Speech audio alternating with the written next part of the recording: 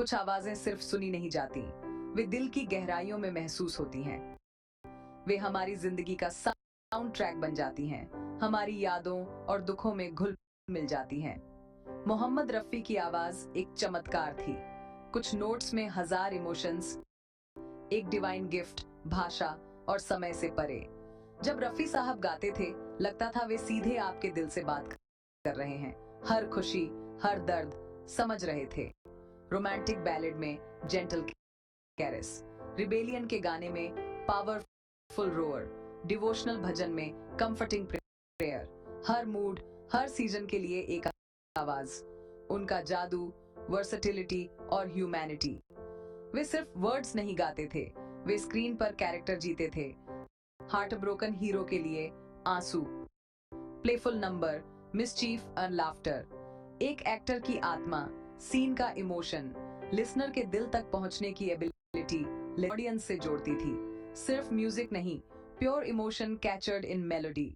हर great journey एक single determined step से शुरू होती है।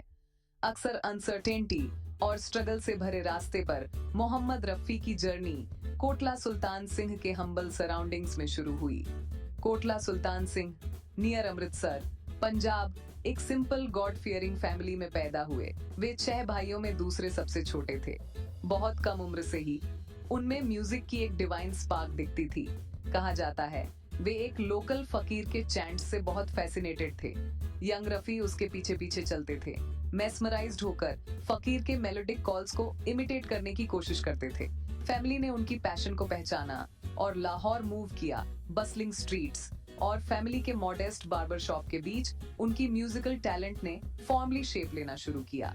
उनके बड़े भाई हमीद सबसे पहले थे जो उनकी पोटेंशियल पर विश्वास करते थे और उनके स्टॉन्च सपोर्टर बन गए। उन्होंने रफी को एनकरेज किया, उस्ताद अब्दुल वाहिद खान जैसे मास्टर्स से ट्रेनिंग का इंतजाम किया। ये शुरुआती साल इमेंस हार्डशिप से भरे थे। डेडिकेशन, डिसिप्लिन और दुनिया को अपनी आवाज सुनाने का एक unshakeable dream turning point unexpectedly आया वे भाई के साथ के। एल सहगल के कॉन्सर्ट में गए पावर फेलियर से देरी हुई हमीद ने ऑर्गेनाइजर्स को मनाया कि यंग रफी को गाने दें। बॉम्बे पहुंचना एक अलग दुनिया में कदम रखना था। फिल्म इंडस्ट्री एक फॉर्मिडेबल फोर्ट्रेस थी। रफी साहब ने अपना स्ट्रगल शुरू किया। क्राउडेड भिंडी बाजार में छोटा कमरा, रिलेंटलेस हार्डवर्क और पेशेंट वेटिंग। वे म्यूजिक डायरेक्टर्स के ऑफिसेज जाते थे, जो भी सुनता उसके लिए गाते थे। छोटी अपॉर्चुनिटीज, कोरस तक भी लेते थे। पहला रिकॉर्डेड हिंदी सॉन्ग फिल्म गांव की गोरी 1944, श्याम सुंदर के बैटन के तहत। मगर ट्रू रिकॉग्निशन का रास्ता लंबा था। पोस्ट पार्टीशन ने नई चैलेंजेस और नई अपॉर्चुनिटीज लाई। इंडस्ट्री नई आवाजों की तलाश में थी। लेजेंडरी नौशाद अली ने रफी साहब की जीनियस पहचानी। इनका कोलैबोरेशन हिस्ट्री का आइकॉनिक पार्टनरशिप बना। रफी कॉम्प्लेक्स क्लासिकल कंपोजिशंस को परफेक्टली एग्जीक्यूट करते थे और उनकी आवाज में डीप इमोशन था। बैजू बावरा 1952 के गाने, खासकर ओ दुनिया के रखवाले, ने उन्हें अलग लीग में पहुंचा दिया। इन गानों ने उनकी फिनोमिनल रेंज और इमोशनल डेप्थ दिखाई। 1950s और 60s रफी का गोल्डन एरा। वे लगभग हर लीडिंग मैन की आवाज बने। दिलीप कुमार, देव आनंद, शम्मी कपूर, राजेंद्र कुमार। उनकी इनक्रेडिबल एडेप्टेबिलिटी सबसे बड़ी एसेट थी। टूटे हुए ख्वाबों ने सोलफुल, ट्रैजिक, चाहे कोई मुझे जंगली कहे, फ्लैम्बॉयंट, रिबेलियस, खोया खोया चांद, चार्मिंगली रोमांटिक, हर बड़े कंपोजर के साथ बेंचमार्क ऑफ एक्सीलेंस। जिसकी आवाज लाखों को बांध लेती थी, वो पर्सनल लाइफ में ऑनेस्टी, ह्यूमिलिटी, सिंप्लिसिटी का एपिटमी थे। डीपली रिलीजियस और प्राइवेट, फैमिली मैन। खुशी घर के क्वाइट मोमेंट्स में मिलती थी। न धूम्रपान, न शराब। पतंग उड़ाना उनका प्रिय हॉबी। सबके साथ एक जैसा रिस्पेक्ट और काइंडनेस। स्ट्रगलिंग प्रोड्यूसर्स के लिए कभी कभी सिर्फ 1 रुपए में गाया, क्योंकि वे म्यूजिक पर विश्वास करते थे। सक्सेस ने उनकी जेंटल नेचर को कभी बदला नहीं। आवाज को वे डिवाइन ब्लेसिंग मानते थे।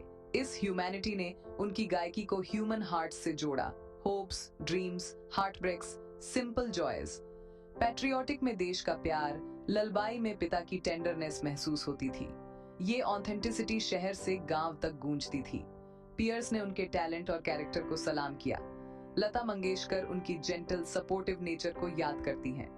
वे इनसिक्योर नहीं थे, नई कला को एनकरेज करते थे। गोल्डन वॉइस ही नहीं, गोल्डन ह्यूमन बीइंग। उनकी फिजिकल आवाज 38 जुलाई 1980 को शांत हो गई, मगर लेगेसी इमोर्टल और लगातार फलती फूलती। हजारों गाने, treasure trove. Aspiring singers technique, breath control, emotional delivery पढ़ते हैं, अल्टीमेट टेक्स्ट बुक आज बेंचमार्क हैं शोज और कॉम्पिटिशंस में। Timelessness, universal human emotions.